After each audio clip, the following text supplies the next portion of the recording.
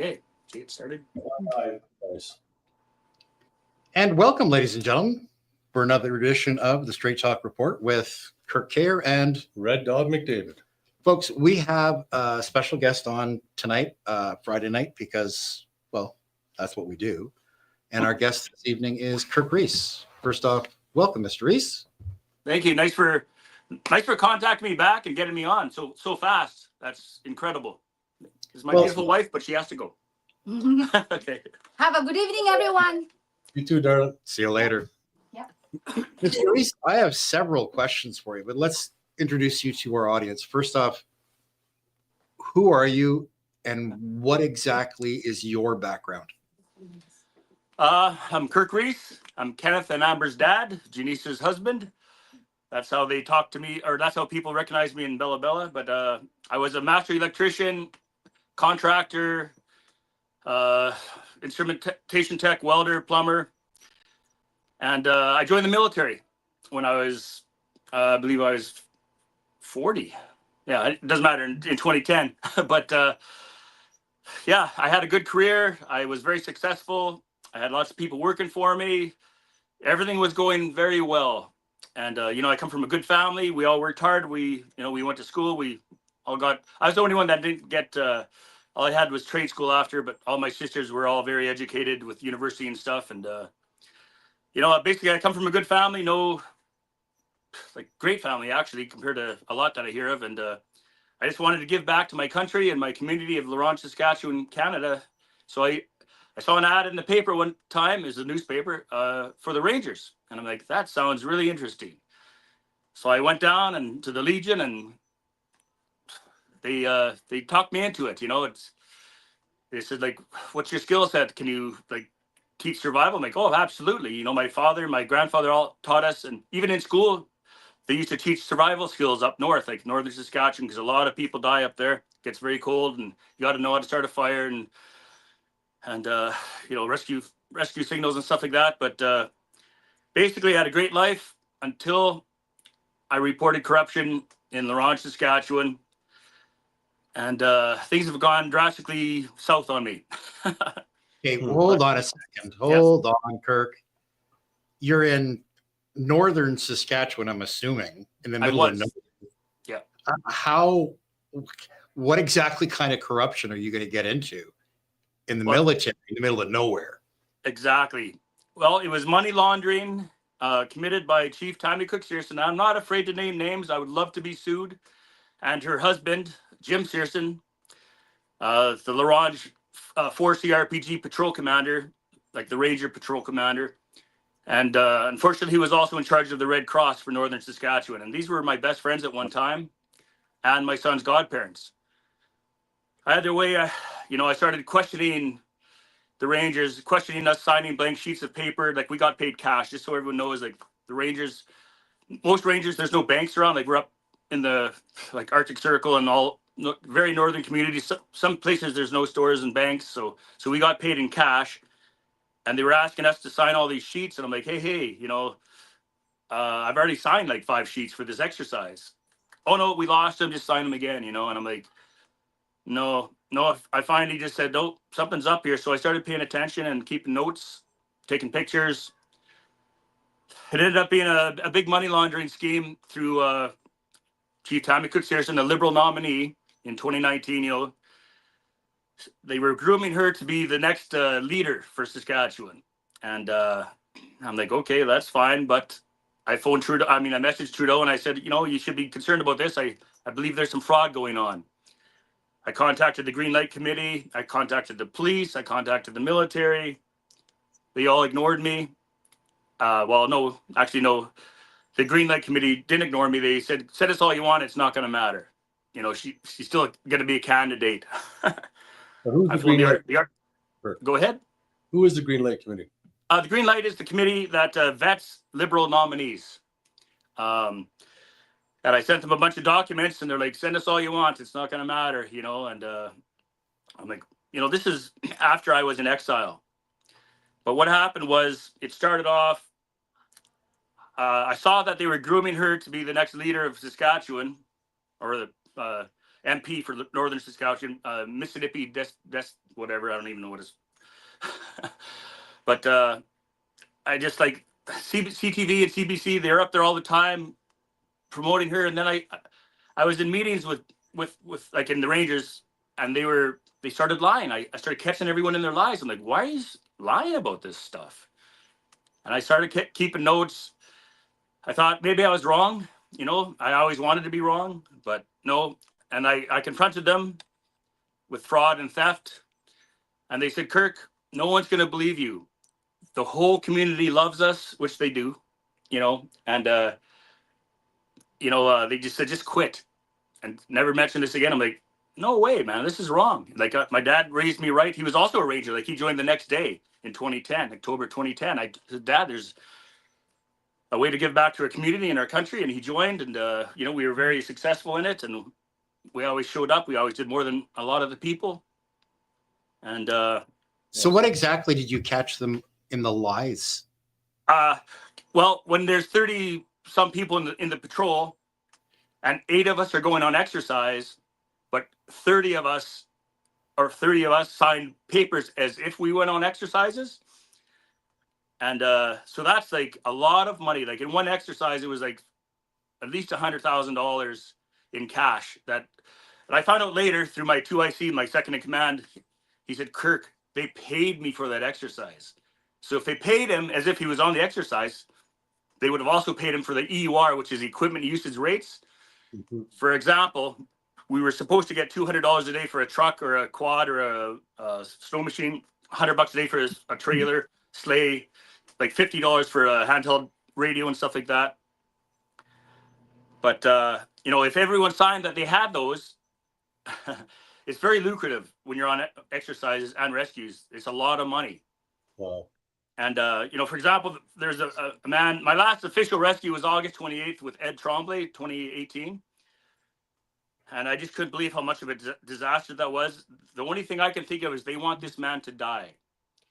And Jimmy at one point said, Kirk, the more death or if we find more people that are missing and dead, the more money we'll get for rescues. I'm like, well, that makes sense, We should get more money for, like more funding, like for thermal imaging cameras and stuff like that. But it ended up being that they wouldn't rescue people.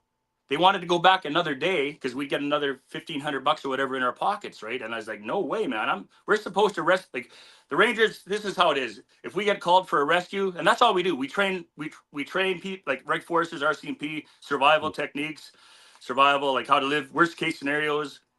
And we also did rescues, but they wanted Ed Tremblay to die because then you get more money. And I was like, no way. Cause I had a history with Ed Tremblay and Ed Tremblay had a history with the chief and they didn't like each other. Oh. And finally Jimmy said, let's just go home. We'll come back tomorrow. And I'm like, no way. We're supposed to say, like, we have our gear. We're supposed to be independent, self-sufficient, highly mobile, lightly equipped and highly mobile. And we have to be able to stay by ourselves for 3 days in the bush, like with no support. And that's fine. That's easy to do, Well, a lot of the Rangers was easy. But then I saw Jim was getting all of his friends that had no clue what was going on. His daughter, his wife's, like, she can trap and stuff and she's not bad, but his daughter, no class, and a doctor, some retired guy, but all his friends. I'm like, are they going to come and save us? Well, they don't have to, we're just...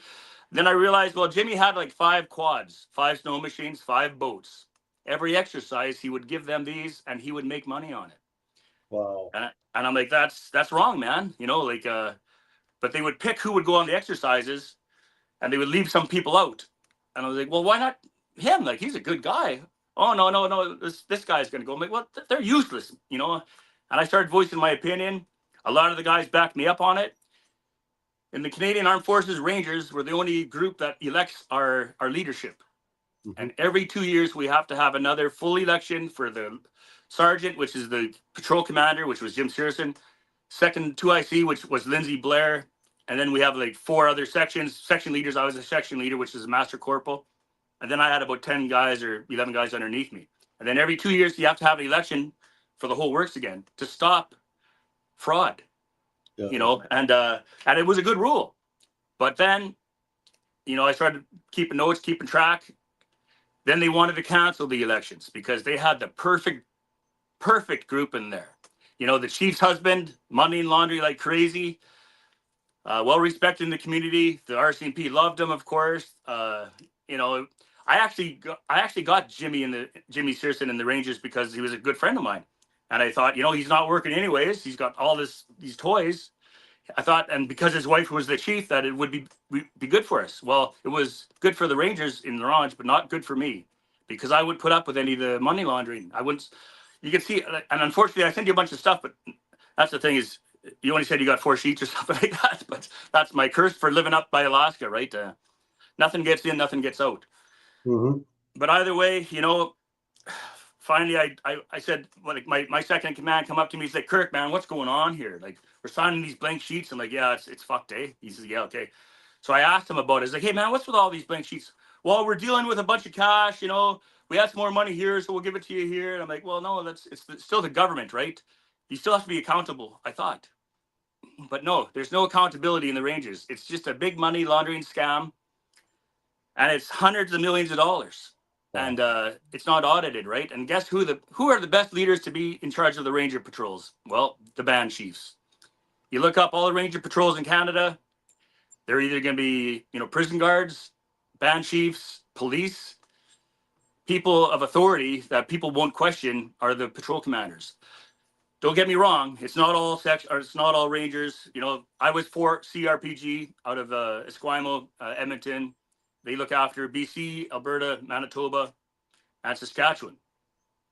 But you know, I just I couldn't handle it anymore, and I said the guy quit. But they wouldn't let me quit. I tried to quit, and but to quit, they have to ask, why did you quit? And I would have told them because I think you guys are fraudulent.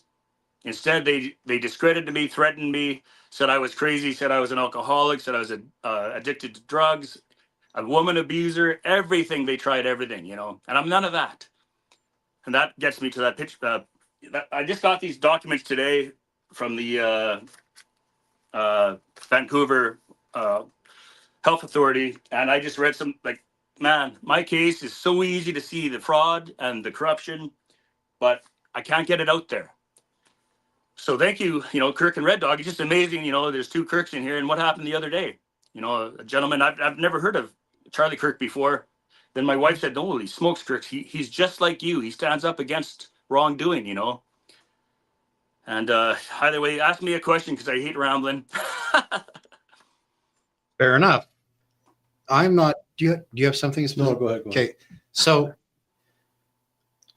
I got taught when I was young, never sign a blank document. That's kind of silly. Yeah. What's the formal justification for a blank document, especially in the formal government like the RCMP?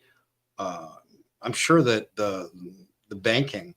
Here's the thing. When we first joined up, the sheets we signed were just like, my kid could have made a better sheet on Excel, you know, and Wow. we're getting $100 a day for a truck, which I thought was great, you know, because we were volunteering. Like, I thought, hey man, we're actually going to get paid for our stuff. That's great, you know, because my dad was very well off. He worked hard all his life.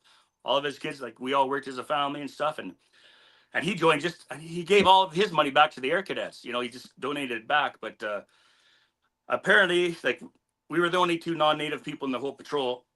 And a lot of people needed that money, the other people, you know, and that's fine, you know. But, oh, sorry, I got distracted there. It's okay.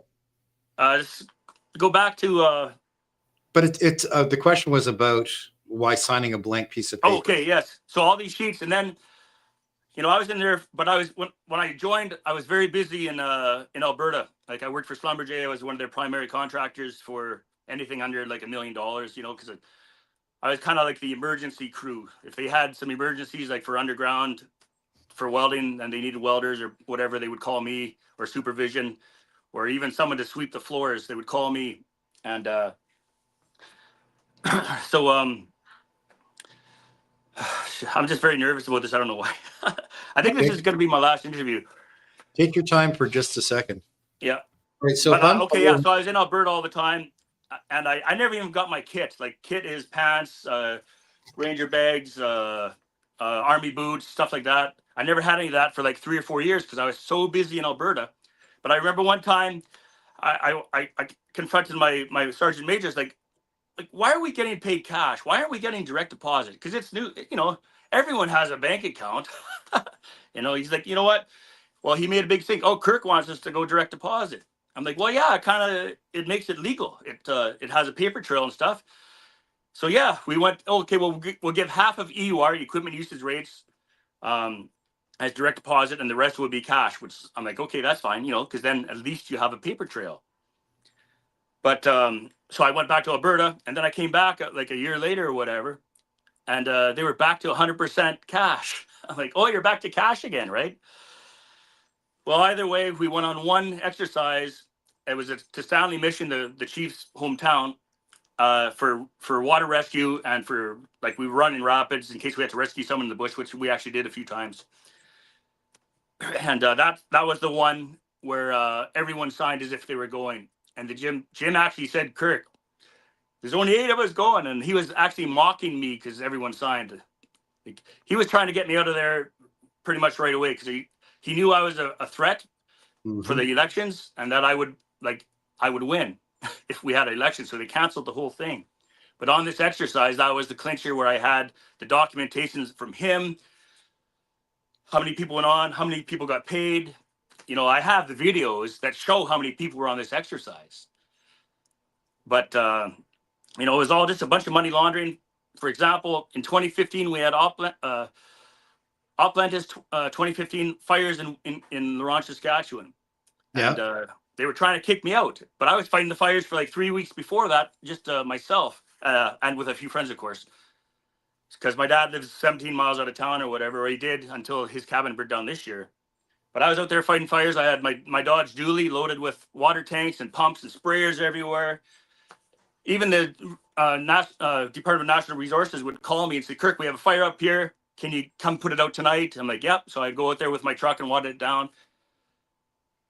And what I saw was it broke me to the core. Because all of these rangers were there driving around, taking selfies. No one was on a water pump.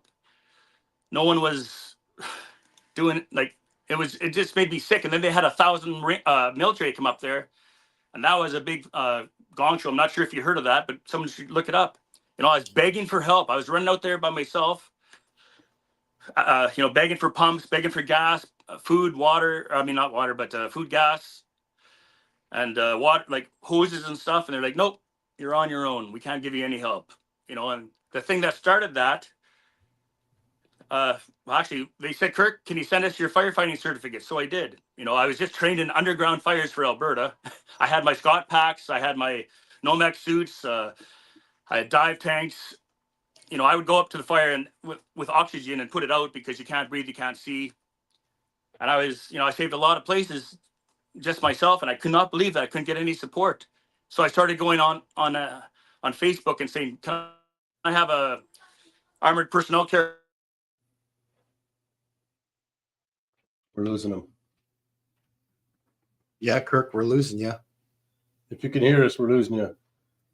Kirk. This Kirk. Yes. Number 1 or number 2.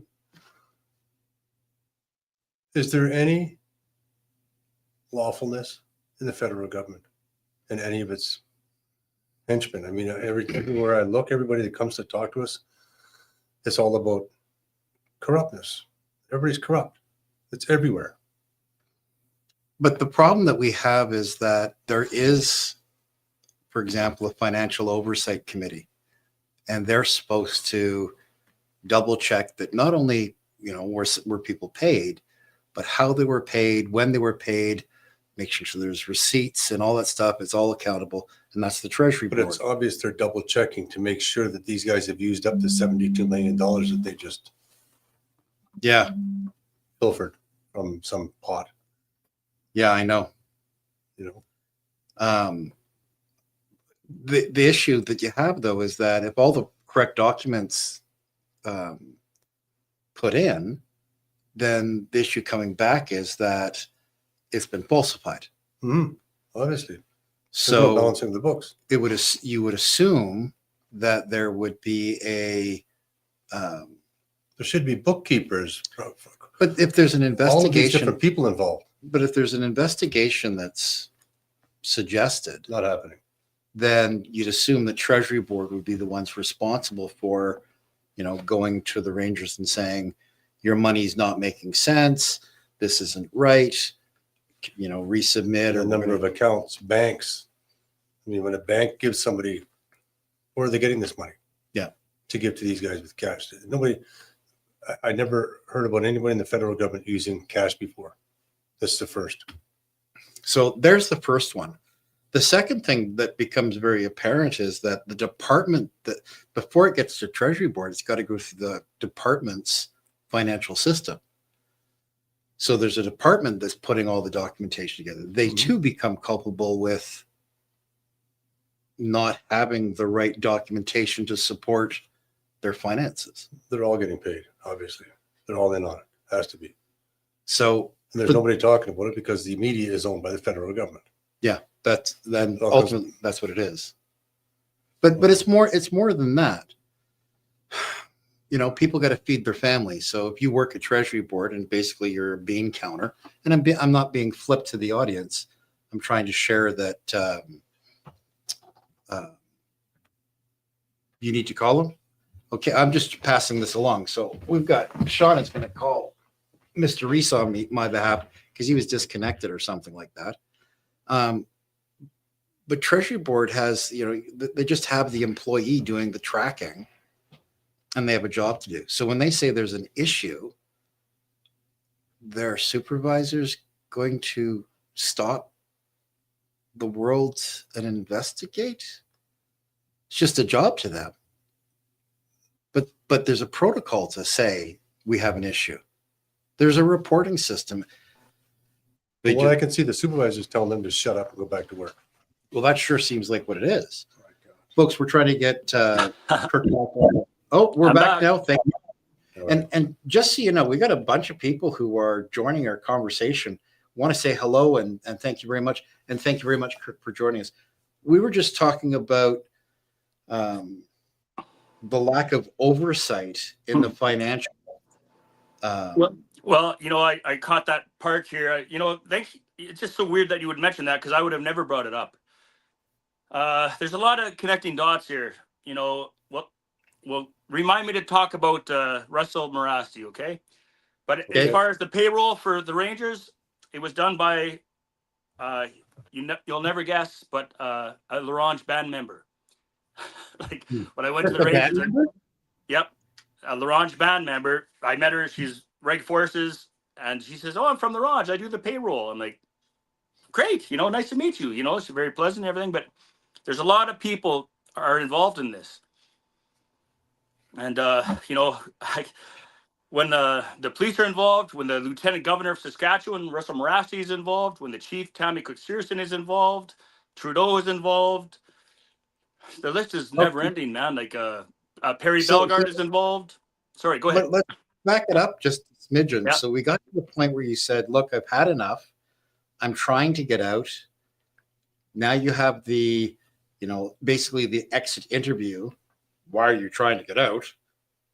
What happened next? Okay, well, it was they were supposed to have an election.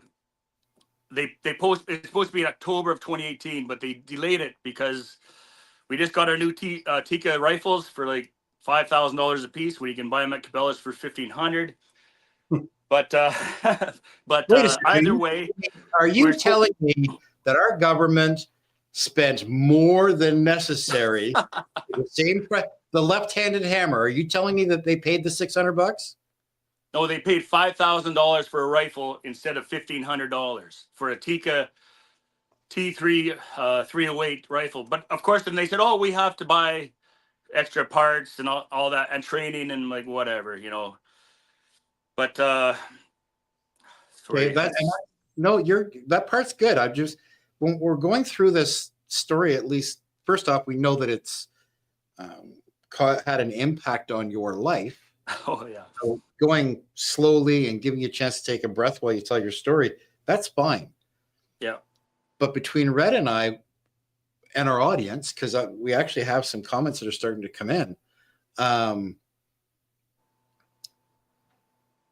you're talking about a story that has had the same occurrence in different scenarios Yep. for our government across the board. It's Yes. been the same issue in forestry in terms of Yep. The firefighting planes that they're buying that don't do the job. We have Well, hold on. Let's go back to the firefighting planes that don't do the job. Good. I love this conversation. Okay, well, you look up Laurent, Saskatchewan, see all 415s, 215s. You know, a lot of these people that repair these planes are my good friends, or they were. Half of them were Rangers. You know, I hate to say it. There's some good mechanics, but either way, they're governed by their government, of course. So none of them would stand up because most of them are aircraft mechanics, right? Or government employees or employees of the band. No one's going to risk their jobs to confirm what I say, right? And What's the extra per diem? yes, that too. Yeah, like it's a lot of money. And that's the thing is a lot of people wouldn't go on exercises if they weren't getting paid. Well, I would have gone on exercises if I wasn't getting paid. You know, I never joined for the money. Like I joined to help people, and like I saved lives, like several of them. You know, there's lots of missing people, and I stayed and we saved, like rescued them, and you know, a lot of people nearly died because of, and I have the documents to show that, for example, the Laurent Ranger Patrol left people out stranded in slush in minus 40, and they thought they were going to die, but the Rangers couldn't rescue them because they were now DEI Rangers. You know, I hate to say it, but you know, they actually said we're going to have to leave you guys. Good luck. You know, and these are people that there's no way I would ever said that. You know, it just it blew me away. It's all documented. What got you out of the Rangers, though? What got me out of the Rangers? I'm not out of the Rangers. I'm still serving. I've never been legally released. That's the thing. So I tried to quit. Mocha.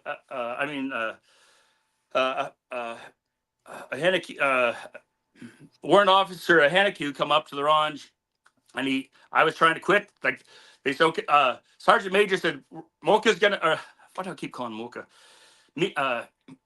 Mohegan's gonna come up there and he's gonna see what's going on. So he called me to the hotel. I think it was January 17th because we were supposed to have an election on the 20th. Fuck, I missed a bunch. But okay, I was kicked out when I reported this to the RCMP in October of 2018. I was suspended for a year for reporting wrongdoing and corruption.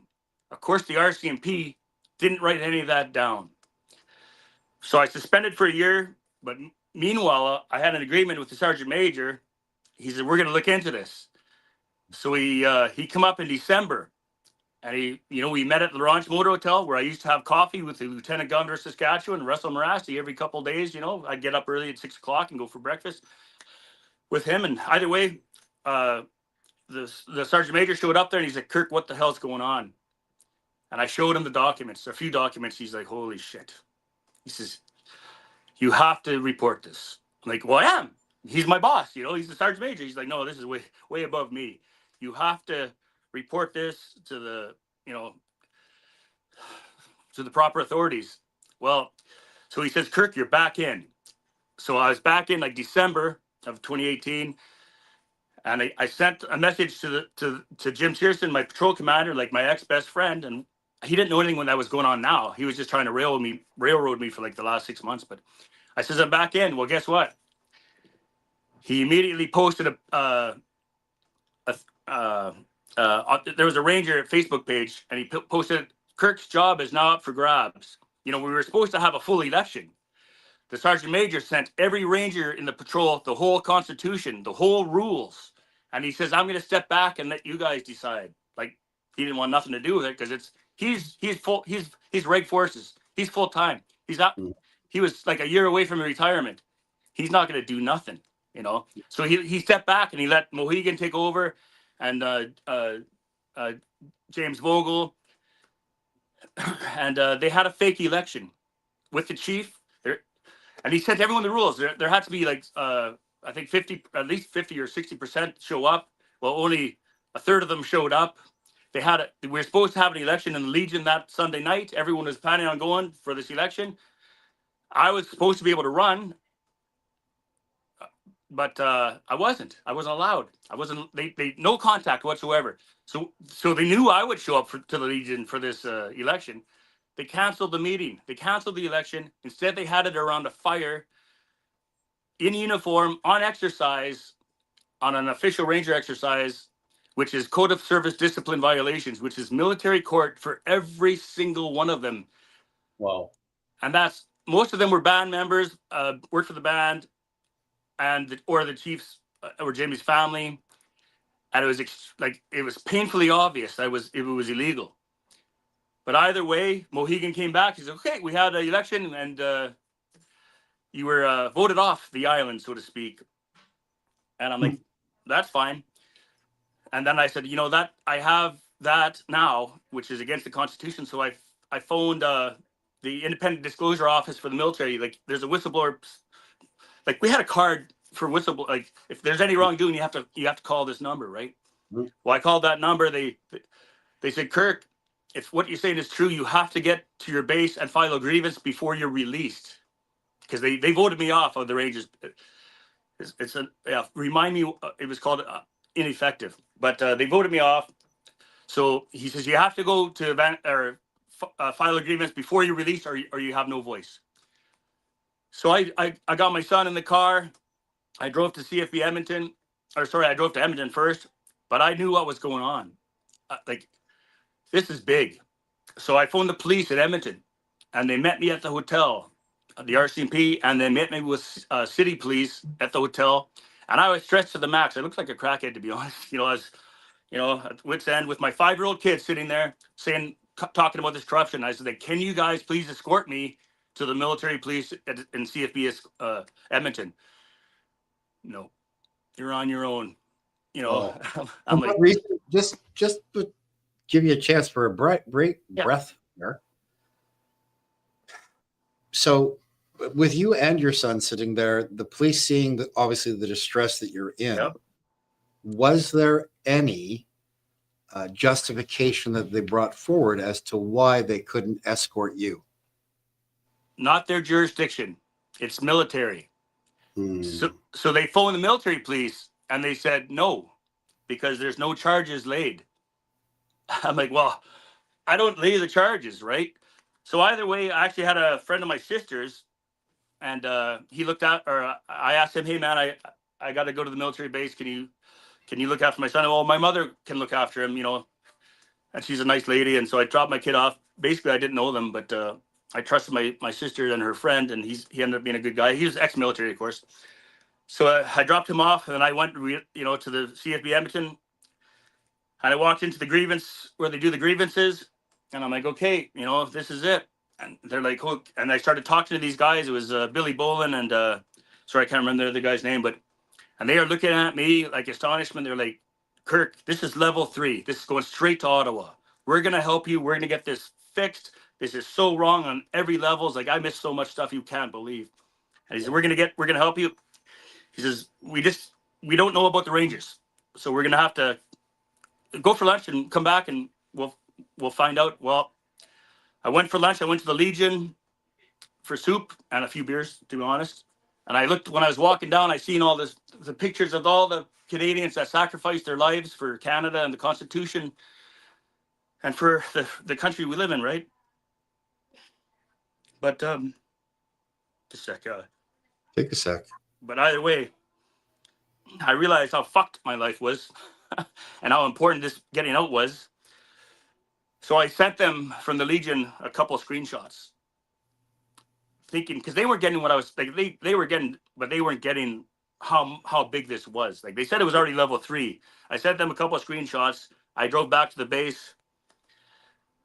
They were running around like little girls. And these guys train special forces. I phoned a friend of mine, Travis. He's like the top fucking army guy for Canada, like 1 year, and great guy, tough as fuck, And I phoned him, and he's like, do you know this Billy Bull? And he's like, yeah, he's my old boss. I'm like, oh, great. He says, yeah, he's a stand-up guy. Well, guess what? He was almost crying like a baby. And he's, Kirk, we're going to, he's just panicking. He's like, you're going to have to come back in a couple weeks. I'm like, fuck, man, I'm getting death threats, Like they came, like Jimmy said, Kirk, you're gonna be killed by drug dealers. Because guess what? La Ronge, Saskatchewan is the murder capital of Canada. And anyone can look it up, but guess what? It's not in the news because it's also the poster fucking town for truth and reconciliation for Trudeau. And the money laundering that goes through there is just through the roof. So, okay, for example, Ranger, we have an 80-kilometer radius or 90 or 100 kilometers. I can't remember what it was. And they asked me, where should we start another patrol? I said, Pine House. There's a lot of people missing on the lakes, Big Lake and stuff. They would need rangers there. And they said, well, why not Stanley Mission House? Because that's like 60 kilometers away. Like we can go there in half an hour. We don't need rangers there. Well, they started another patrol there. Oh, that's the funny thing is, Jimmy said before those elections, he's like, Kirk, I have to be patrol commander for my wife to get this $16 million for a wellness center from Trudeau. And I have to be patrol commander to start up this patrol in Stanley Mission. I'm like, no, you don't. Well, We're not supposed to have it. Like you look in the XVI, our code, we're not supposed to be guided by the politicians. Well, guess what? His wife was the politician. He was in charge of the Red Cross for Northern Saskatchewan, money laundering central. well, And he says, I have to be the patrol commander. Like, well, you're going to have to win the election. Nope, they didn't have the election. They canceled me, which that election was later deemed null and void. So what they said was, no, we voided Kirk off as an ineffective ranger.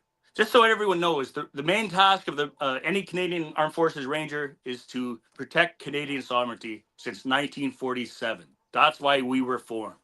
To protect Arctic sovereignty, our coastal regions.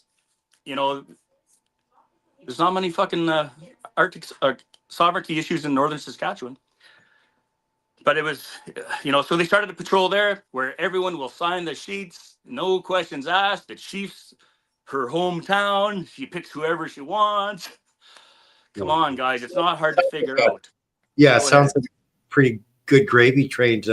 Oh, yeah. And don't get me wrong. The Rangers were great. Like, we did good stuff. We saved lives, obviously. But then it started getting to be where it was more about the money than saving lives. And I stood up. I'm like, no way, man. Like, that's wrong. We got to fucking, you have after you do a rescue, you have a exercise where you meet and you talk about how we could have done it better. Well, they've never had any of those because it was pathetic. And of course I would have spoken up. Yeah. But just take Go a ahead. breath because the sequence that we've got now, I think you got us into 2019. Yep, that was 2019. Like I left. I started actually reporting to the RCP in October of 2018. I was suspended in October of 2018. The sergeant major let me back in 2018 in December. Said you have to expose this, and that was pretty much the last time we talked. The stuff I have, like their emails back and forth, the texts I have back and forth, say it all, man. They say the money was between you and me, not public knowledge. I'm like, I'm so good at playing stupid. Some people actually believe me, and they do. But keep in mind, I was the only one there that didn't really need the money, besides my dad. But yeah, Okay. yeah. So the letter that you have is from the hospital, and is that the one you're talking about in Bella Bella? Let's just start with number one. Okay. Yeah. Sean, Sean will pull up number one for us here right away. Yeah, I just got them today. Like Dr. Anna, a friend of ours, like I do whistleblower spaces on X, and she says, Kirk, can you get me your okay, that one. That's sorry. Yeah, that one's from the Military Police Complaints Commission.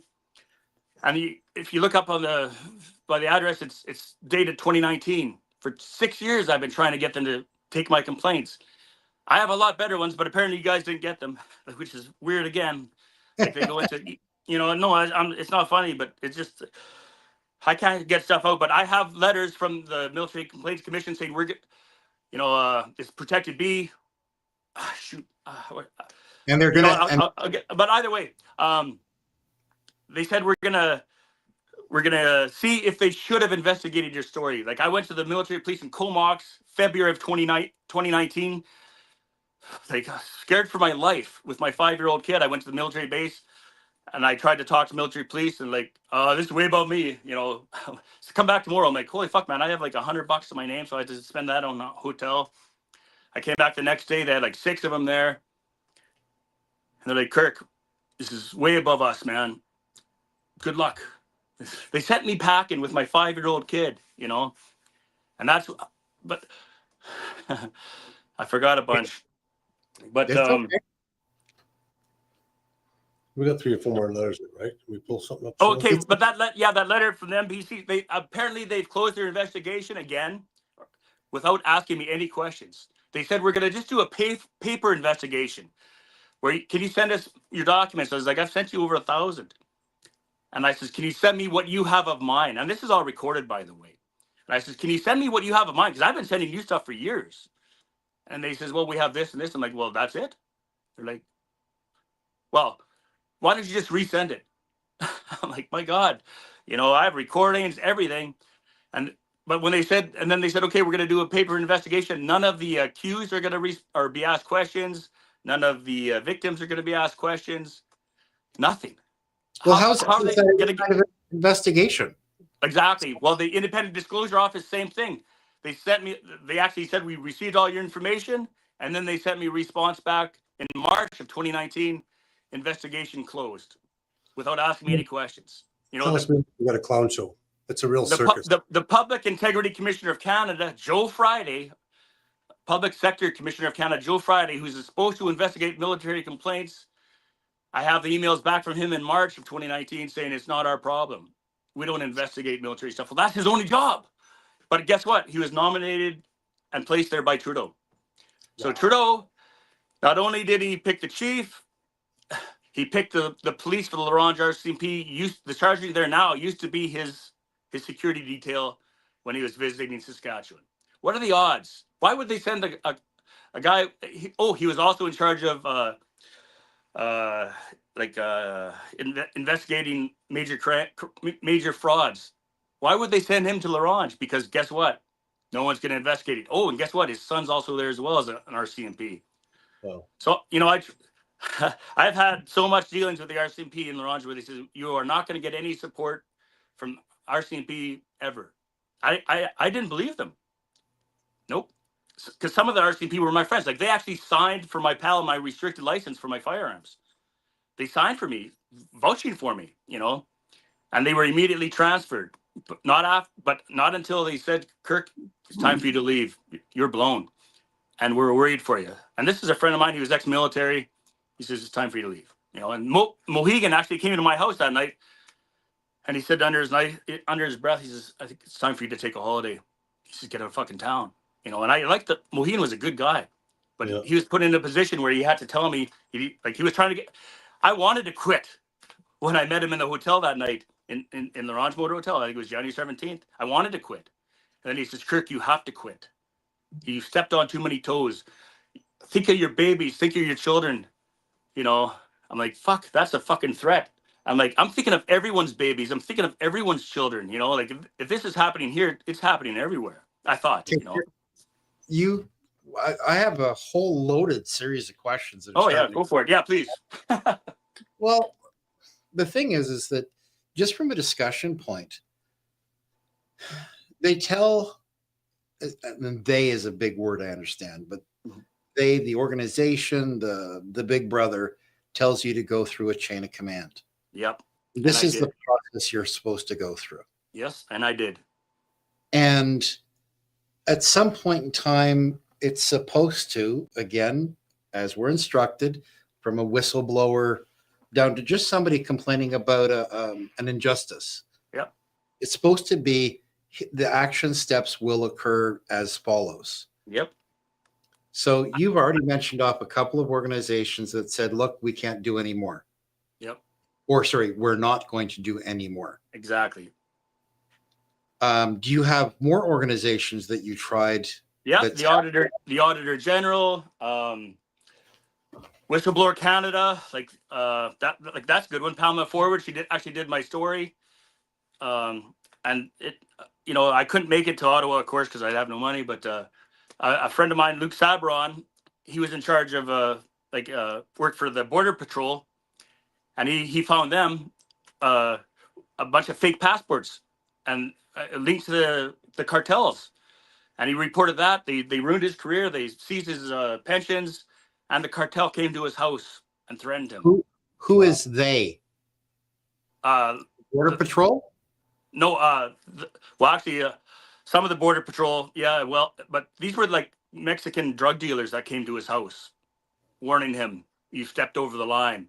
Look up Luke Sabaron. I think he's off X, and he told me, he says, "Kirk, I've been to the House of Commons with Bill C-290, whistleblower protection. Every member of Parliament knows your story, but they just don't know what to do with you." I'm like, "Well, that's not my problem. I'm doing my duty to Canada, which is to report this." And he's like, "Kirk, look what happened to me." I'm like, "Yeah, I know what happened to you, but you don't have nothing compared to what I got." Like, and that's why I've been in exile for 6 years, but I couldn't even get him to share my story. That's the thing. A lot of people say, "Kirk, we're not going to share your story because we're afraid you're going to get killed." I'm like Stu Peters says, "Kirk, told me years ago, I'm not going to do your story because I can't believe you're still alive." I get that all the time. I'm like, "Well, I'm not afraid of any man, but people got to start standing up. People are going to die." Well, as weird as this sounds, 4 of my son's babysitters were murdered or suicided in LaRonge, Saskatchewan, after I left. I know for a fact they wouldn't be dead if I was still there, Wow. And I have the email. Like, I was here in BC. 3 of them I tried to get here, Okay. And from the story, I feel the passion. Trust me, I understand it. I Take have a the second. emails from them, Yeah. That's the thing. Like, we have to, I don't feel safe. I got to get out.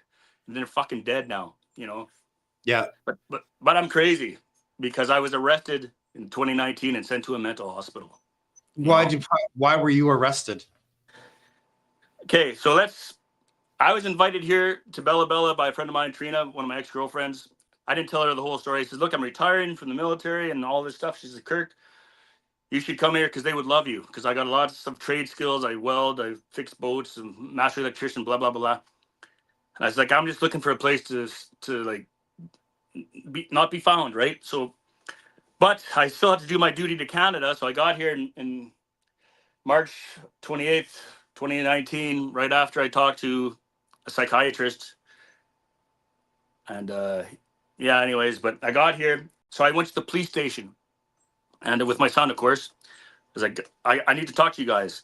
And they're like, "Oh, what's up?" All happy. I was like, "Well," we sat down in the office there and I put the barrel of a 45 1911 Colt on the table. And she's, "Oh, what the hell?" I'm like, "Well, I got a story to tell you. I don't think you want to hear it. And I don't think, it's about corruption in the RCMP." And she says, "Nope, I don't want to hear it." "What do you want from us?" I was like, "Well, someday they're going to find me here and they're going to arrest me and they're going to take me away from my son. And I might not come back. But, I just want professional courtesy when they find out where I am, you come and find me and you tell me that they know where I am." And she says, "We will do that." And a few times they phone Veterans Affairs, and I'm not allowed to phone Veterans Affairs or talk to Veterans Affairs until I'm legally released. Do you guys know that? Mhm. But either way, I told her this and a few other ones. There's only half of them knew the story and the other half didn't. So, "No, we don't want nothing to do with you." So I says, "Well, do you want to keep the barrel of the 45? And she says, "No." And then my son says, "Do you want to keep the grenades?" Fuck, and she said no, and her face went red. They were smoke grenades, but he didn't know the difference. He was only 5. Yeah. We just got here when he was 5. But either way, "No, we want nothing to do with you." We got along fine. We'd have sports day. I remember they were bobbing apples in the sports day in Bella Bella here, and I was running the apple dunking thing, and everything was fine. We got along fine. I kept my 22. I had a 22 Ruger 1022. I kept it stored with the RCMP because I was living in the back of my truck with my kid. I didn't have a proper, like, it was locked up, which is legal. But I had to leave out of town to get a new bank account because they seized my bank account like just all the time. So I left town and I left my rifle there. And when I came back, they had a new RCMP there. And I was supposed to go shooting with the one of the social workers and their son, Kyle, like friends of mine. So I had my gun ready to go that day. And then the RCMP came to where I was working and said, Kirk, they know where you are. So I phoned my in at military police. And she says, who did you talk to? Angela, as Angela McIntosh was the lady from the military police. She says, Kirk, I reported to her in Comox. She says, how are you going to survive? I'm like, I'm not worried about surviving. I got more skills than anybody I know. I can survive anyone in the world. I'm more worried about you. That's what I told her. It's like, how are you guys going to get out of this? Well, fuck. I guess don't report it, right? But either way, I saw this new cop. I went to pick up my gun to go target shooting. And he pinned my pal. And that's how the military police found out where I was. Because I wouldn't tell them where I was. Yet I have Ward Officer Dave Lameron saying, where are you? Where are you? Where are you? You can't run forever. What would I have to run for? Like, this guy taught me ethics for DP2, for patrol leadership, right? So he knew me personally, and we never got along because I always thought he was a scumbag, but I proved it. And I have those messages, man, where they're like, you can't, and this was like June. It was June and I was trying hard to report it to the proper authorities, but no one would talk to me. Military ombudsman, oh yeah, we're going to fix you. We're going to help you. If you've been treated wrong, we're going to look after you. Yeah. Up to a certain point, they look after you, but not when you can prove Trudeau and several politicians are corrupt. They don't look after stuff like that. They still have to work for a living, right? Mm-hmm. They know they'll get killed if they fucking report it, right? So, so many people, ombudsmen, and then you pull up military ombudsman. It all leads to Harjit Sajjan, where I can't remember the guy's name, but he actually says in many documents, the Ranger Patrol is the worst looked after military in the Canadian history. We have more deaths than anyone else in Canada in the military, and we don't go into service. You know why? So many sergeants get killed. Snowmobile accidents. They happen all the time. So why did I come in exile? Because I was threatened. I was worried for my son's life. Because he knew. Like he went to interrogation rooms with me. How many 5-year-old kids go into like 5 interrogation rooms and they don't do anything? How many 5-year-old kids? You know what? Let me go to the border patrol. Like, here I am. I left Comox military base. I am screwed. I am scared. I have no money. I have my 5-year-old kid sitting there. I borrowed a friend's truck because I didn't want to be, followed or, so I borrowed a friend's truck, a 2017 Denali. I just left Comox. They know I have guns and stuff. So I'm thinking I'm going to be killed on the road. So I see Abbotsford border crossing. I'm like, fuck, I'm going to get asylum. Perfect. I should be good. I'm a good guy. I got a kid here. I drove across. I didn't stop at the gates. I drove through the gates in Abbotsford. I had my hands out the window. My kid in the front buckled in. I was like, I'm good. I just want to make sure I got across. Like, they had the guns on me. You can't be doing that. I'm like, I know, I'm good. I'm military. I wanted to get across. I got some stuff to talk about. Well, they took me and Kenneth, and they like, what's going on? I was like, I'm reporting corruption involving Trudeau and several politicians, band chief, military. They're like, whoa. Yeah, no, you come to the wrong country. And I said, well, you have to give me asylum. We don't have an asylum agreement with Canada. No.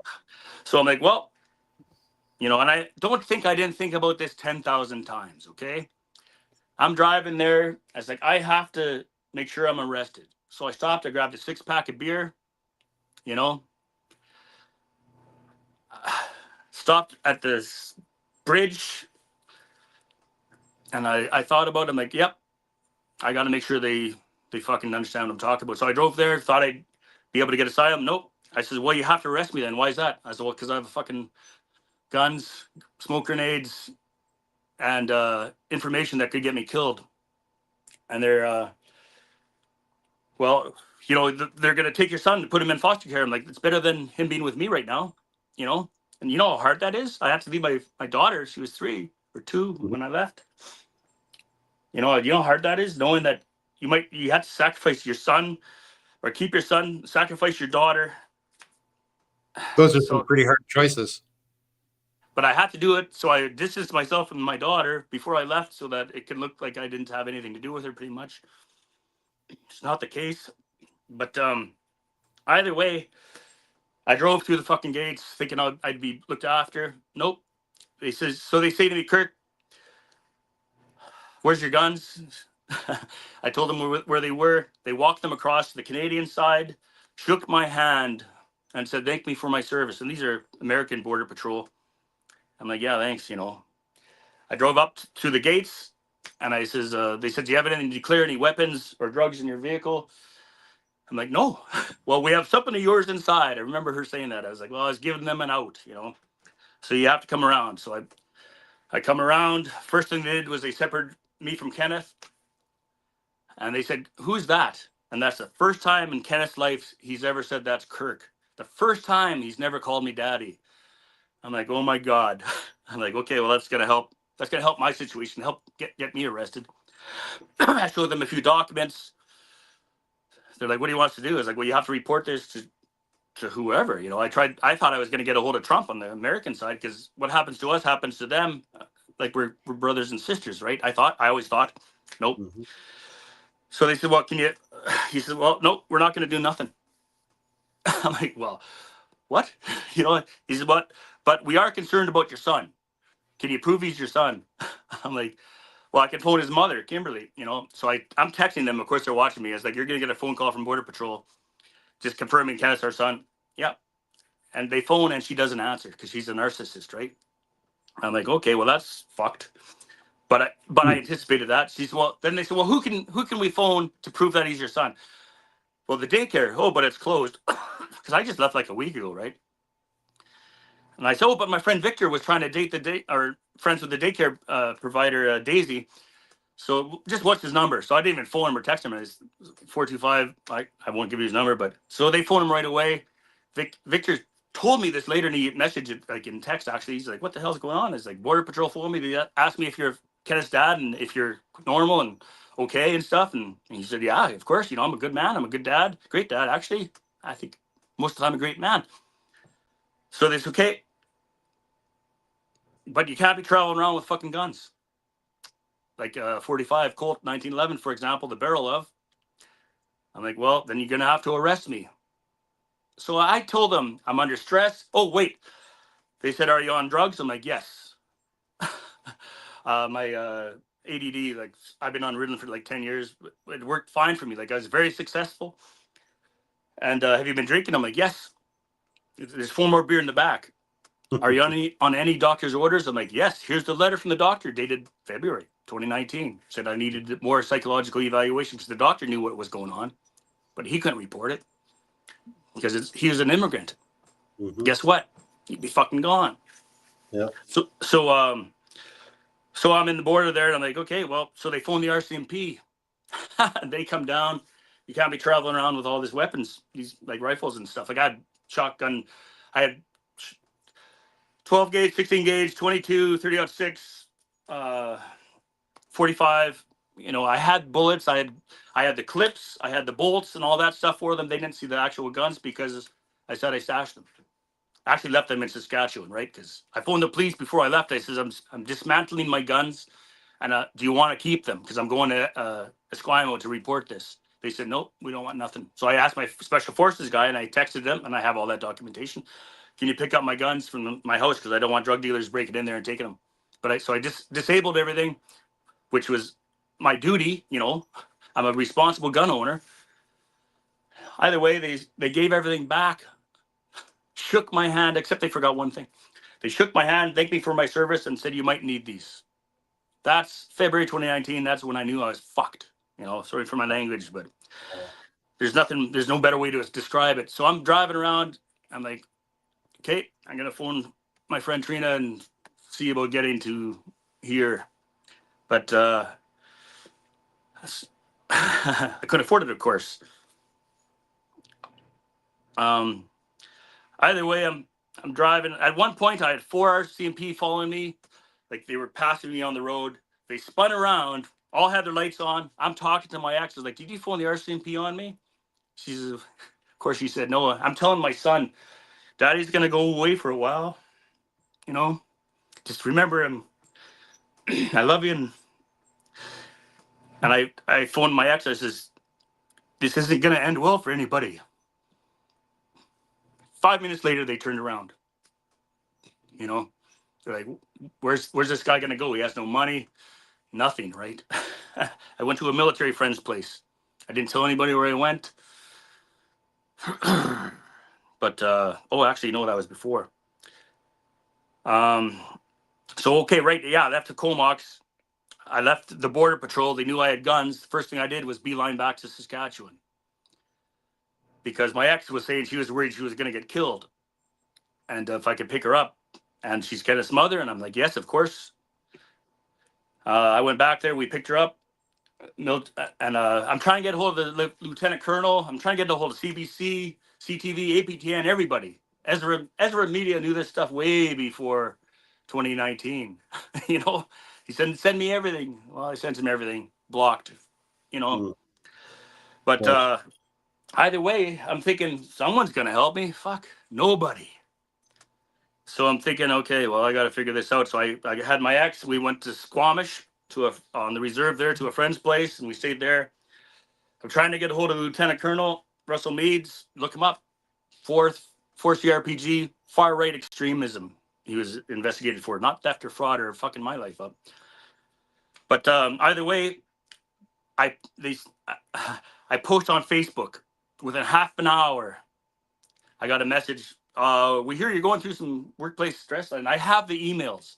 We'd like you to come in. We hear you're packing. We've been following you for a few weeks now. We've been following you or your journeys for a few weeks, talking to the people you've been reporting to, and you have some workplace issues.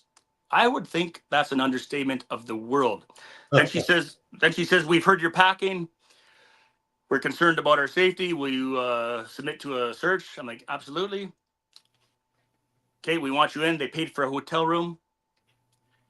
They gave me a time. They said, we'll reimburse you for travel expenses and stuff like that. I left my son with my ex in the hotel room. I went to this military base.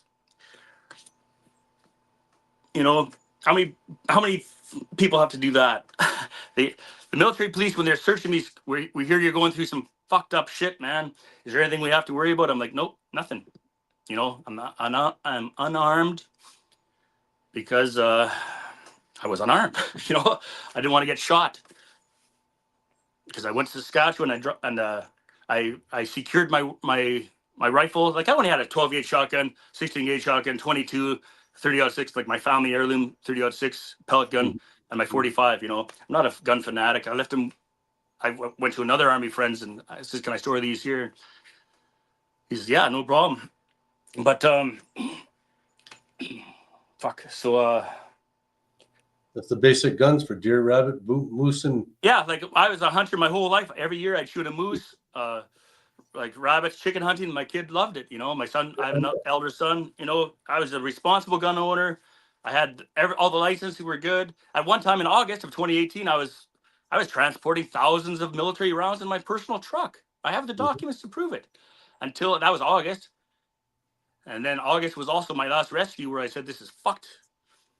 But then I went on one other exercise in Grand Cache, I believe it was, Grand Cache quad exercise, and with all the patrol leadership. And I met that Lieutenant Colonel Russell Meads.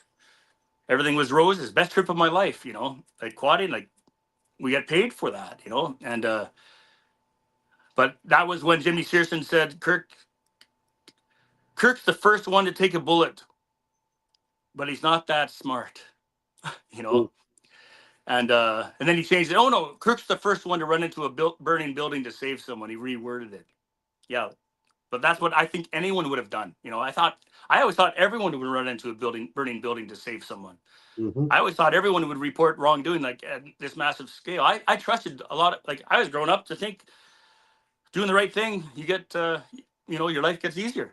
Holy shit. Was I wrong? You know, either So, way. Chris, Yeah. You have to take us to the next couple of steps Sure. in an abbreviated version, okay? We're in 2019. You've gone back and forth. You hit the Yep. U.S. border. You're back in Saskatchewan. Okay. Yeah. I'm. Has it been exciting. Like, it's not exciting. Exciting is the wrong No, word. it was terrifying. It was That's terrifying. okay. It's, So but hold on. I'm in the Esquimalt. I just got searched. The same people I accused, which are reg forces, and these guys were involved in the Somalian affair. They're serious fucking dudes, man. And they're what you would think the military would be. I'm not military. I just taught survival skills, man. Like I'm not reg, like whatever. I'm a great shot, but either way, I thought great. They're gonna take my evidence. I showed up there. They said, here's payroll. What's your bank account information? We gave it to them. Thought I'd give my briefcase. There's about 8 or 9 people in the. They're all plain clothes, so I couldn't tell their ranks or anything. I told them my story, thinking they're going to say, okay, you're going to be looked after. So they said, yeah, no, we'll file grievances and you'll be looked after. And then I went to shake the lieutenant colonel's hands and he says, we sent like a whole battalion to Larange and they've never done that before. So they sent a bunch of army guys there for the Rangers to guess what? To bribe them. The guys that were borrowing money off me were now driving snow machines, brand new ones, trucks, laser printers, stuff like that. And he says Kirk was sending these guys, and he said under his breath, "You did everything you were supposed to do. You're the only one. You're fucked." well, Yep. And I knew I was. So first thing I did is I had no money. Right? They gave me $100. The ferry across was $120. Right? Either way, I had to.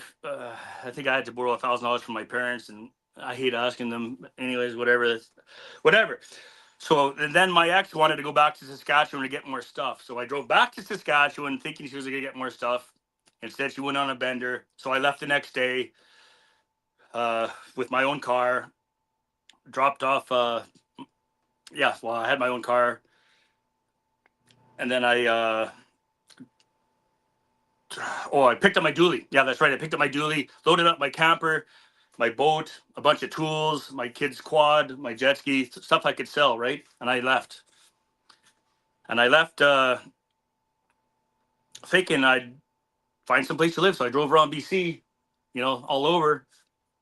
Where can I, looking for a safe place? And, but oh yeah, right.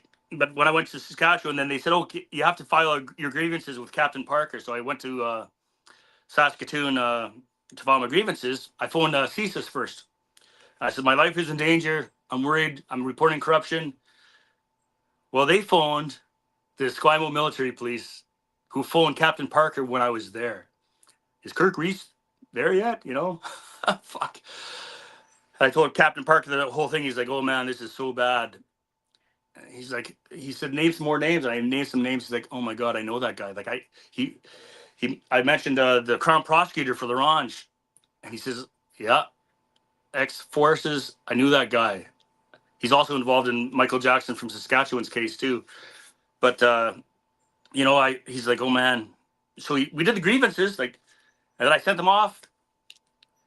I stayed at my friend's place, and but I had, I sold my quad and stuff, so I had a few bucks, and I'm thinking they're gonna all these places, the Independent Disclosure Office, the Auditor General, they said they have to respond within 21 days. They don't. The Public Integrity Safety Commission of Canada, I thought they'd respond. They did. They said we can't help you. So I knew I was screwed. So I beelined it back to. Oh wait, my special. I had a UN peacekeeper friend of mine. He says, "Oh, Captain Parker says, Kirk, you're gonna have to get a psychological evaluation. That's gonna take about 6 months." I'm like, I'm not gonna be alive in 6 months. He says, well, that's how it works. You have to get a psychological evaluation. I phoned my buddy who was ex-UN peacekeeper, and he says, Kirk, I think I can get you in to the doctor because he saw him, right? And he got me in within like 2 or 3 days. Dr. Helmer. And I went there and they asked you 1,000 questions, and he didn't have to take me because I wasn't VAC yet, but he did. Bless his heart, And he asked me a bunch of questions, and I had to fill out like 1,000 questions. Do you think you're being followed? I'm like, yes, but I can prove it. Is there a conspiracy against you? Yes, but I can prove it. I didn't get his report for a long time. I should have sent that to you, but it got back and it says Kirk is a highly trained with exceptional skills gentleman, good father, but he's got some fucked up stuff he's got to report. Basically, but he said at the end, the solution: take Kirk's documentation within a 2-week period. That was March 28th, 2019. After, like a month after, I drove through the border. No one would take it, and no one has to this date. So, anyways, I left and I came to Bella Bella, and again, people say, "Oh, you can't tell them where you live." Well, you can't live in fear. They sent me here. Like when I was arrested September 9th. Okay, so yeah, so I'm trying to go through all the channels, right? Like 9 months of it. And all this stuff is like the military ombudsman, everybody. It's way before, you and those letters that you have from Major Robinson, like threatening me in June, I think it was, to release me 5F instead of medical. Like that's illegal. If you go on Facebook anymore, we're going to release you with a different release. I have all that stuff. And What is this guy's name? Major Robinson, and I sent you the documents. It's the last one. Just Actually, read that. Yeah, give me a break and read the. If you, Okay, if well, we can can read you that. take a break just for a second? We're just going to get this Major Robinson, this guy's name. Yeah. Can it? Sean's got it. Yeah, he's pulling it up. So here's the problem, and Check the dates on there. can't read it from here, but it's okay. But Okay. here's the gist of it. I mean, and I'm just bringing up the concept. Who the hell does this guy think he is? 2. This major. Well, he was my course commander. Now, Commander. that's nice. But there's 4 of them that said they were the commander of force. Here it is. They're called gatekeepers.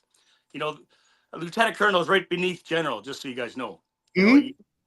Lieutenant colonel is just beneath general, I believe. Yeah.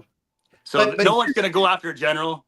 Yeah, but they still take this, and whether you believe in it or not, they still take an oath, and they still are under an honor code. Code of service discipline, yes. I wish I knew more of what the wording was so I could regurgitate it now. It's worse than civilian court. We're supposed to uphold the highest level of integrity all the time.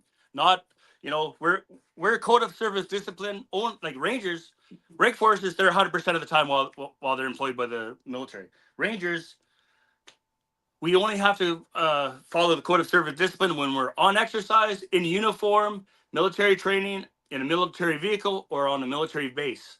Other than that, I'm a civilian. But they were treating me like I was reg forces. And that is wrong. We're a very gray area. There's 5,000, or there were 5,000, there's probably a lot more now.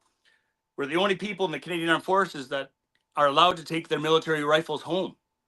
Because we're supposed to be the first line of protecting the North and the defense of coastal areas, right? And I was, I had everything. It was legit. I didn't even have to get my PAL in FAC before that. They handed me a 303 in the motor inn parking lot. Are you going to pass a criminal record check? I'm like, yeah, no problem, man. I'm a good guy. So they hand me the gun and bullets right there. Shook my hand. I swore an oath to the Queen at the time. And when I swore that oath, it was to protect the Queen's best interests, which were her people, us. I swore an oath to protect, and everyone says oath this, oath that. Bullshit. The oath is to support the king or the Queen now, or king now, I guess. But I swore to protect Canadian people. And if you look up Rangers, our priority is protecting Canadian sovereignty. Well, I thought everyone would do that. But yeah, all these guys are.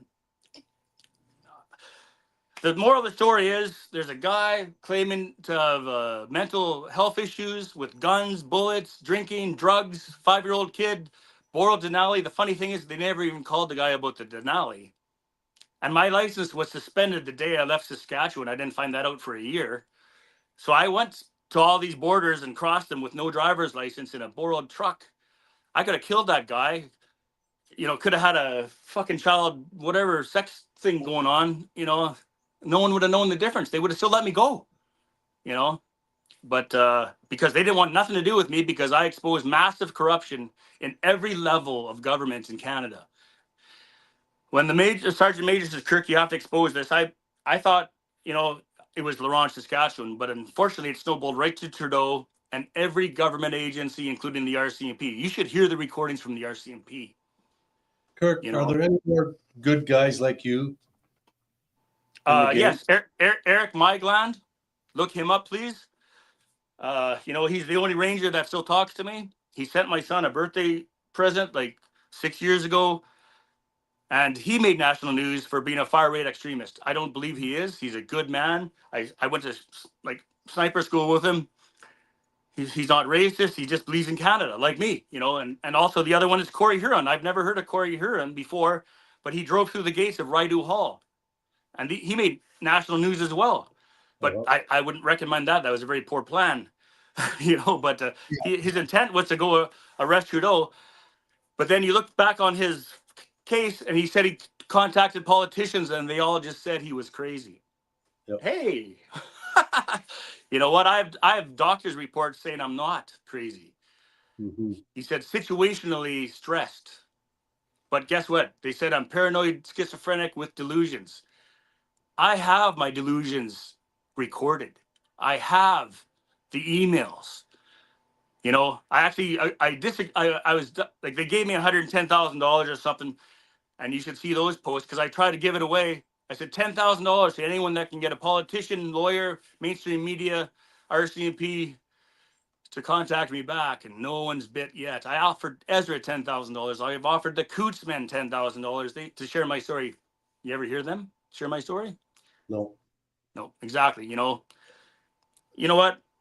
Everything I say is true. I'll never be caught in a lie because I've never done anything that I've really had to lie about. I've always treated anybody good. I've never, I'm a good parent. I was always a good boyfriend. Like my high school sweetheart invited me here. Usually in high school that's like the worst for young men because they're just learning their stuff. But yeah. I'm a good man. And so Kirk, I'm gonna move the line just a little bit. Yeah. And Go ahead.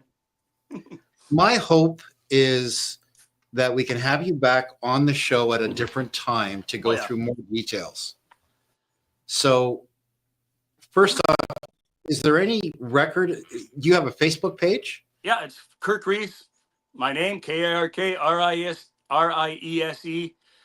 Prove me wrong, which is very ironic because I never knew who Mr. Kirk was until like yesterday. And then I saw he had a thing going on, prove me wrong, like what a coincidence. And then you, Kirk, That's right. Yeah. Kate, so if people want some more information while they're waiting for our next show together, yep, they can get it from your Facebook page, correct? Facebook or Kirk Riese. My Facebook, I know it's a hard handle to remember, but it's Kirk Riese. KirkRiese. It's Kirk Riese 590 something. But you know what? A guy, I've been trying to report this for years. So many podcasters take my information and block me. So many politicians take my information and block me. There's a guy I'd never met. His name is, well, I'm not going to give his name, but they call him Bob, the real fact checker, because I was blocked by a guy named Bob, the fact checker, and Marty up north too, But they actually started a X page called Blocked by Bob, and he made a nice little video of, it was very sweet. My daughter loves it. My wife cried when she saw it because someone actually helped me, and it's a pretty good little video about a ranger. It's AI and stuff, but Kirk Riese on X. I do TikTok a little wee bit. I just post some stuff, but I can't even get 700 followers on there, so I can't even do lives on TikTok. It's okay. And my last X was erased at 4,000 views because I have my content is too controversial. Yes. Yeah. Everything I say is true. Okay. So, folks, the show's not over yet. Just so the audience is aware, show's not over yet. Just I need to ask you something that hasn't happened yet. Okay? Yep. We were all raised, all of us, with some formal morals and ethics. Hey, no, we all weren't raised like that. but we So, should have.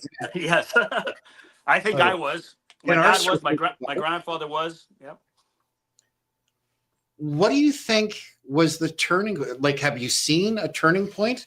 Where can you point a finger someplace where we've gone completely sideways, so that when you're trying to make these corrections, report like you're supposed to, what went wrong in our society to allow this to occur?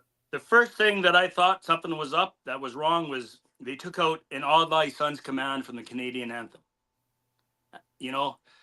And that's like, what the hell? Like, what's wrong with saying that? And then they changed it up, a lot of stuff up, and I'm not going to get into my conspiracy. Well, it's not even conspiracy, because I have the documents to prove it with, it's called the Princess. Oh, sorry, go ahead. But that was your first one. That's a great answer. That's something for people to consider. Mm-hmm. But from your heart, why is that such a big deal? That's where I started seeing the downfall of Canada. Yeah. That's what I think. And I was young, but we used to sing it in school, the Lord's Prayer, God Save the Queen. I stood up and I was actually proud when I was a kid singing that. I was like, yes, love Canada. I've changed my opinion a lot lately, but you're not the only one, buddy. You're not the only one. You're taking the Bibles out of all the schools decades. And that's the thing. I'm not religious. My wife is, like, she can quote every Bible I think ever made, and bless her heart, and that's the thing. These doctors that I've never met, and I just got the papers today. They say they question my ability to parent with my paranoid delusions, and they were worried for my son. Do you know how many times I was threatened that I'm going to lose my kids, lose my properties, which I've lost all my properties. Like, they seized over $350,000 out of my accounts. And I always thought when I did my taxes, because I couldn't get military T4s, because they said you don't get T4s because it's all public service. But most of the Rangers are Native, right? So they don't really need T4s. But I was concerned because of the fraud. And I said, can I get T4s? They're like, no, you don't get T4s. I'm like, okay. So I finally got my T4s in 2020. I did my taxes thinking I'd get my money back, because I didn't do my taxes. I was broke, for one thing, because they kept seizing all my accounts. And I went through a child custody thing, which ruined me, but bankrupted me. But I thought, I'd get this money back. So I was very successful in Alberta. I had money in the bank. They seized it all. I'll get that back when I do my taxes. So I did my taxes 2020. They audited me. They said, no, everything's good. I said, well, can I get that $350,000 back? Nope. They have no record of it. Just like the bank, when I went to get a bank account, CIBC, because they sent me a $110,000 check. So I had to leave town To get a bank account. And I said to the bank, I'm not going to give you this check if I'm going to get it seized, because they sent me $110,000 before Christmas in 2019, and they seized it. I thought I'd have a good Christmas, and then they sent me another one. So I had to go out and get a new bank account. Who is they? The Canada Revenue Agency. Oh, love them. Yeah. Private organization. So I thought I'd get this money back. And they said they have no record. Well, I have the records. I have the banking records of them seizing it, but I hired several accountants, and they're like, no, I paid like over $5,000 to like three of them. And they all says, we can't find any records. Well, I was on X, and I heard someone attacking some of the Freedom Convoy leadership or whatever. And I was like, I'm going to listen to this because it's interesting. I think it was on, I can't remember the name, but either way, there's a guy named Chad Arrows, and he was getting targeted by all these convoy leaders. And I'll be honest, I don't get along with the convoy leaders. I can prove that they're not the people wish they would be. But either way, I contacted him. I'm like, hey man, you don't know me. You don't, but are you a certified accountant? And he's like, yes. I was like, I got a messed up story. Would you be willing to just look into it? And he says, yeah, just sign me on to your CRA. So I gave him authorization. 2.5 hours later, he found $350,000 that was seized. The Canada Revenue Agency, every time I phoned them, they have no records. I was like, I gave them the records, and I have the recordings of this. Yeah. They're like, oh, there it is. I was like, well, can you give it back? Oh no, I'm in the collections agent, the end of it. I'm not in the give the money back part. And I have all this documented. So either way, Chad has found us this money, but I still can't get any response from the. You know how much interest is on $350,000 compounded daily at 5% from 2015? 10 You know, years. So we'll answer one more question, and I'll answer as many questions as you want. I'm on a roll. I know you will. We're just trying to keep the clock on, Yeah. and for our listeners or viewers, keep them within a reasonable time frame. No worries. So, I have whistleblower spaces Tuesdays to Friday with Sue Sproul at 9 a.m. BC time, 12 noon Quebec time. We don't work on BC time. You got to remember what happened earlier. Don't anticipate that, Kirk. Okay, one more question. If you could wish for one agency of all the we lost you. No. Nope, we got you. If you could ask, Okay.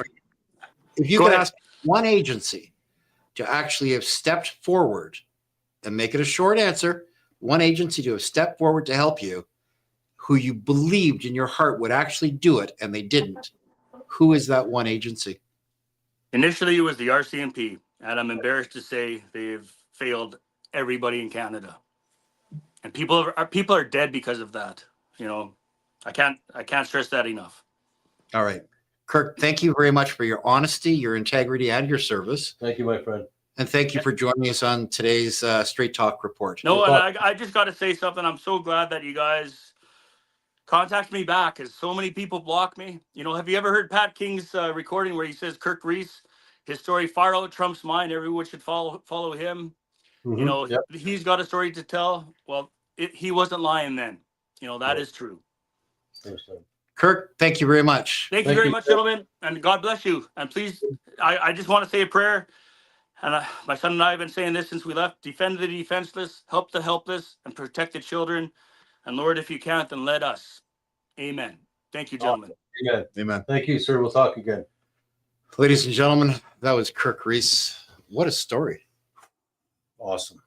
Sitting, but you can't. I know Kirk is gone now, but like, this is us and our audience.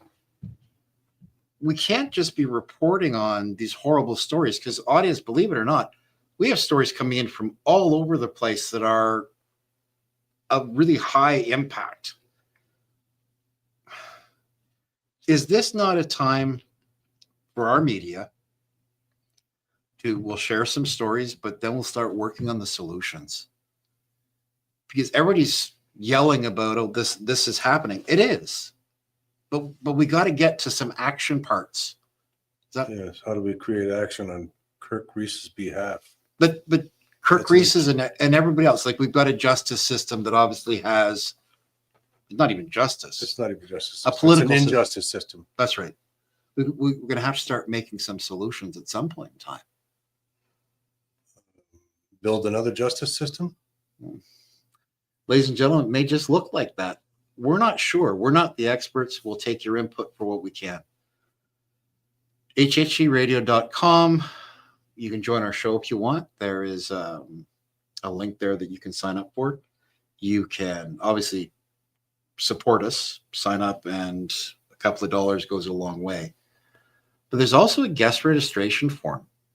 And we'd love to hear stories. If you know somebody who's got a story that you think would needs to be shared, has some foundation, documents that'll support it, we'd love to hear from you. But this is the start of a truth-based media that I think we're really missing. That's right.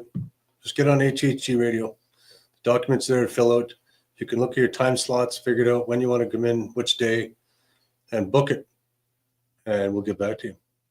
But in the meantime, to wrap up tonight's show, because we know that Sean's been working hard. Sean's Well, been working is that what you call working hard? He gets up, he goes for a walk, he comes back. Is that working hard?